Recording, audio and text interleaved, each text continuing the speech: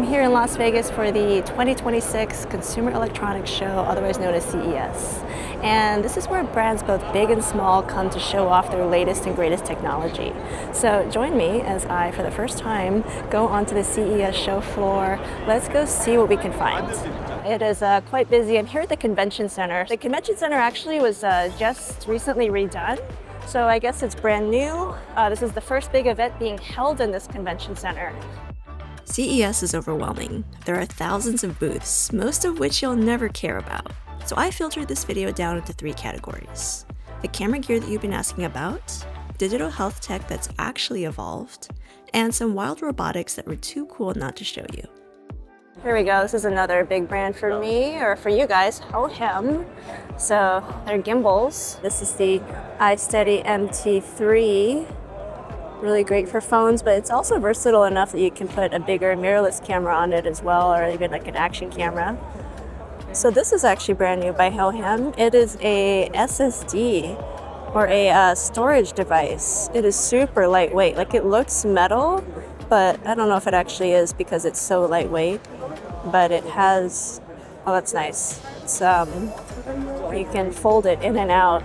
Little USB-C, so you can plug this into your little, oh, it's 1 terabyte even. Nice amount of space in there. But you can plug this into your phone or a USB-C camera and get 1 terabyte of storage. And actually, across the way, we'll go over to Insta in just a sec, but there's also anti-gravity, which is Insta360's 360 drone. It's a 8K 360 drone. I have not really been into the drone space, but this may change my mind because I do think having a 360 drone would be pretty cool.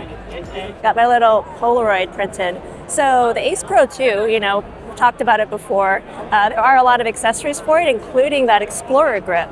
And I do like the Explorer grip quite a bit, but apparently there's been an update to the Explorer grips, which I just saw, and it's actually more connected. So it's not waterproof, but you can use the thumb dial or the index finger dial to change your settings. So that's a pretty big upgrade. I'm gonna have to get my hands on that one and show that to you guys. So this is by Vantru. It is a 360 dash cam first, but you can actually detach it from your car and stick it on a tripod and use it as a 360 camera. So I think that's pretty unique because a lot of times we look at 360 cameras as, you know, fun action cameras first and maybe as dash cams, but this is the opposite. Dash cam first, but you could also, you know, take it with you so it doesn't get stolen from your car like mine did, and, you know, use it outside when you're not driving. So this whole thing, my first, obviously interests me because it's technology aimed for kids. We have like a little camera, super lightweight, and it actually feels like if I were to drop it, it wouldn't be like the worst thing in the world, which is what you want for your kid. Yeah, super interactive. I like how the screen is so big, so your kids can actually see like the pictures that they're taking. So you might be familiar with the brand Neewer. I know I am because they sell a lot of camera accessories. So like lights and, you know, things for your cameras, but they are now getting into lights for your home. So these are really cool. They look like actual lamps and they're RGB, so they're different colors. And I think, you know, they're starting to roll out pretty soon. These will be good to look out for. I imagine too that they're going to be pretty affordable because that is one of the things I like about Neewer, is that their gear is very affordable. So this is actually pretty cool. This is like a My Arcade, and it looks like they have tiny little arcades. I don't know if you grew up with these, but I definitely did. They're like miniature versions of the arcades that you would play when you were like a kid. Oh, this is fun. This is oddly addicting. Yeah. Nice to meet you. Nice to meet you. Wow. It's like a human-sized drone. Okay, next up, robots. And I'm starting with the wildest stuff that I saw. An actual aircraft that you can fly without a pilot's license. This is the Richter X4 and the Skyrider X1, and they might actually change how we get around. So here's one I'm definitely interested in. This is Zoox. So it's like a competitor to Waymo. Waymo's those self-driving cars. Kind of like Uber, but it's a robot taxi that's driving you around. And, you know, we don't have Waymo in Seattle, so I haven't been able to try it yet. I love how it's just a totally different looking vehicle. You know, it's not really a car, it's not really a bus. And also just the way that you sit inside, like you're actually facing the other passengers, so it just feels a lot more communal. So we're going from the booth at Zoox to actually being inside of one. This is my first time inside of any remote driving car. And it's pretty crazy because it doesn't actually feel all that different. I mean, the interior is completely different from your standard car, which I think is pretty unique. I especially love the skylights as well as these doors. You can actually see the street outside as you're moving, which can be a little crazy. But I actually really enjoy it. I think it's a totally unique experience. I didn't even realize I'm actually sitting backwards, so I don't even see that there's not a driver here, but to me, the movement feels completely natural. Like, I wouldn't even know that there's not a driver in here. Now, you've probably seen robot vacuums that mop your floors, but what about one that can climb stairs or clean your windows? Now, I've actually reviewed that one. There's a link in the description. But at CES, I saw robots diving into swimming pools to clean them, and even lawnmowers that you can sync together into a fleet if you've got a huge yard. But the coolest one was probably this one by Wearable. It doesn't just mow, it can even haul things around and does security patrols around your property line. This is the Irrisense 2, which is the world's first 4-in-1 multi-zone smart irrigation system. So basically you can program up to 10 plant-specific zones to make sure that different parts of your garden are receiving the water that it needs. And you can also put fertilizer in, so your plants are getting not only their water, but also their nutrition. Now, one of the coolest parts of CES is that they have a whole section dedicated to startups called Eureka Park. It's massive, and there are tons of demos happening here. There's a lot of experimental tech, some more fleshed out than others, but one standout was the world's first AI-powered touchscreen doorbell called Oval, the sponsor of this video. Oval is the world's first AI hub, which brings compute and AI closer to the people. Think of Oval as the operating system for your house. Now, at first glance, it looks like a smart doorbell with a touchscreen, but it can also control your other smart devices through a single app interface, no matter what kind of brand you use. Now, the key difference is that it processes everything locally on the device instead of on the cloud, so your data stays private and your alerts are instant. Oval also uses contextual intelligence, which makes it predictive instead of reactive, so it can start to learn your routines and coordinate actions accordingly. And because it can connect to all of your smart devices, it can do things like automatically dim your lights, adjust the temperature, check your security cameras, and do even more based on what's happening in and around your home. Here you go. Wow, this is big. Down. Okay. All right, let go of it. Oh, so close. One off. What a one. Ah, oh well. During the chaos of filming, I had my first major blunder. I lost one of my brand new DJI Mic 3 transmitters. Fell off. Luckily, I had a backup. But back to the main CES show floor. There was quite a bit of pet tech.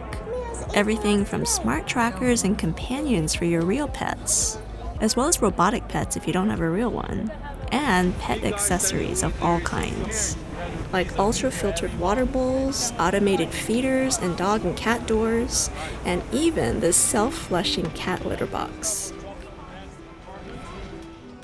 So the Venetian is where there's a lot of health tech and smart home tech. This appeals to me the most because this is, this is what gets me excited. I'm like, oh, health tech, smart home tech. I actually get genuinely excited about it. So that's why I'm here to spend some more time here today. So this is Novo. It is an office chair, which might sound a little boring at first, but let's go sit down on it and see. So I've gotten a lot of emails about this chair. But, you don't really want to commit to getting a full chair unless you know it's going to be good. But after trying it, this chair is really good. It is actually adjusting. I can feel it kind of moving to support my back. It's almost like massaging my back. Oh, and it really is comfortable. I think I could fall asleep like this. So it's the world's first dynamic ergo support chair. So it actually moves to contour to your specific body. And it's incredibly comfortable. So comfortable that I wonder if I'd actually get any work done if I was sitting in it. All right, this looks interesting. Not only the name of it, Body Friend, but also the premise. So these are like those massage chairs, but besides just like statically doing things to you, they're actually like moving your arms and your legs. It's almost like a mobility trainer. Yeah, indeed. It is for rehabilitation. So it's like healthcare services. Now, not everything at CES was huge and robotic. Some tech tackled simpler problems, like having ice on demand. This one, it is world's fastest portable ice maker. It will only take 5 minutes per one cycle, and then it's continuously producing the ice. And also, it comes with the world's first detachable insulated ice bucket.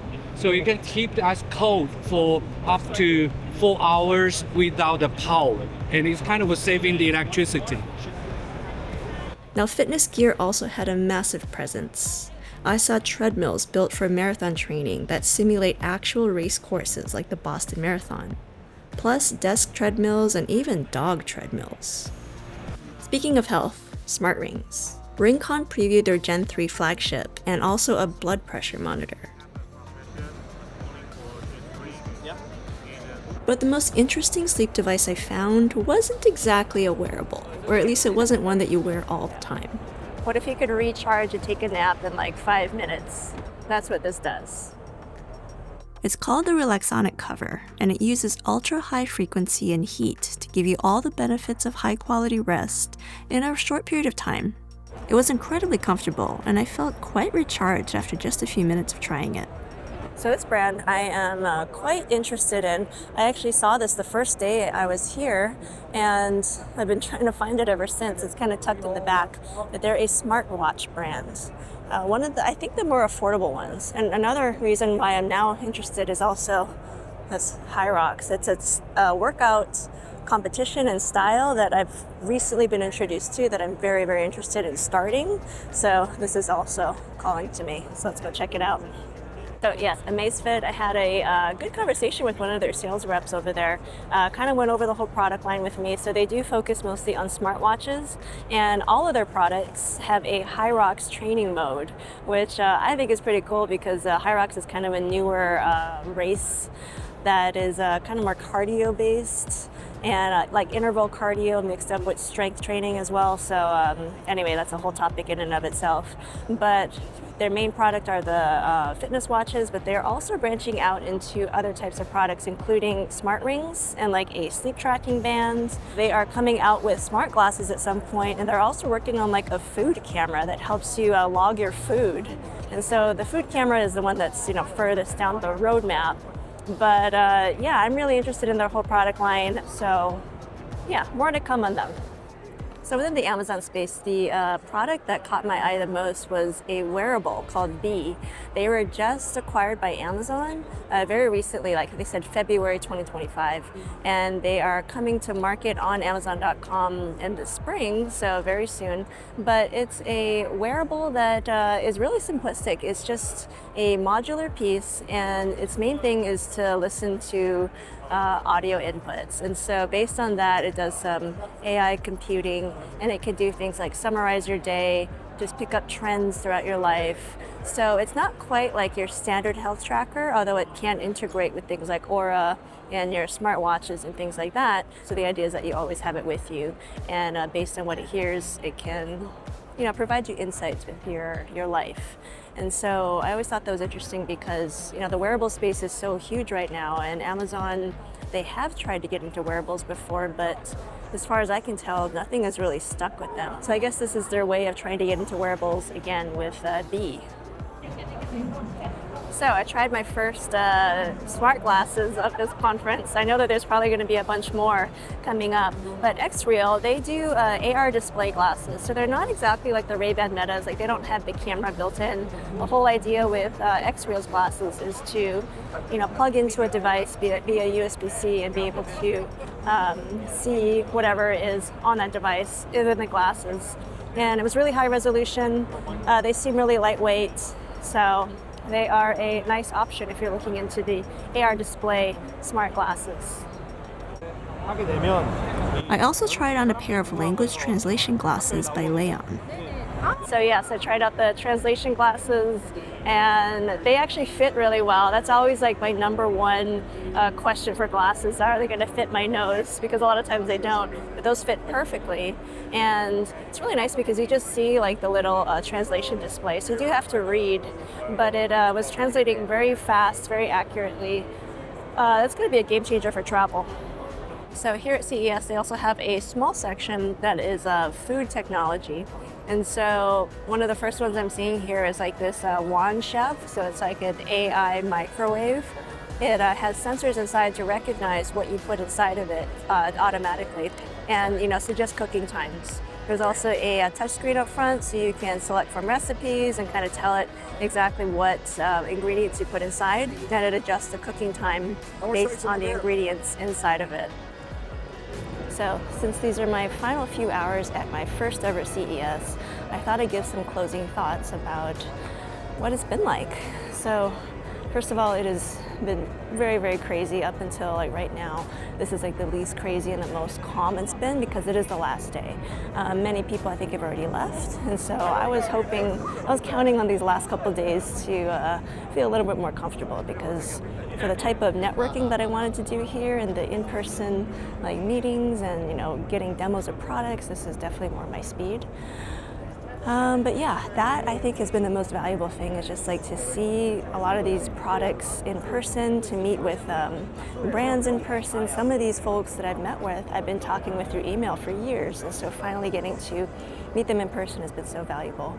And also just to, experiment with those products in person. A lot of these products I have heard of. I often get email pitches for things, but you don't really know much about them. Like emails can only say so much, but actually being able to experience the products in real life and talk to the people who, made them has been so valuable. It's taught me that just how to better vet products, I guess, or just what to look for, and that sometimes the emails don't really do them justice, so I should be looking a little bit deeper into researching those products before deciding to, cover them or not, because many of them are much cooler than they sound in email. So yeah, those are my closing thoughts so far. I think it's been well worth the attendance. This being my first CES, I do already think I know how to better approach this in the future, but this is my first and definitely not my last time here. Well, that's a wrap on my first ever CES. Thank you so much for coming along with me. Let me know in the comments, what kind of tech did you think looked the most interesting and what would you be most likely to buy? Let me know in the comments. Thank you so much for watching and I will see you in the next video.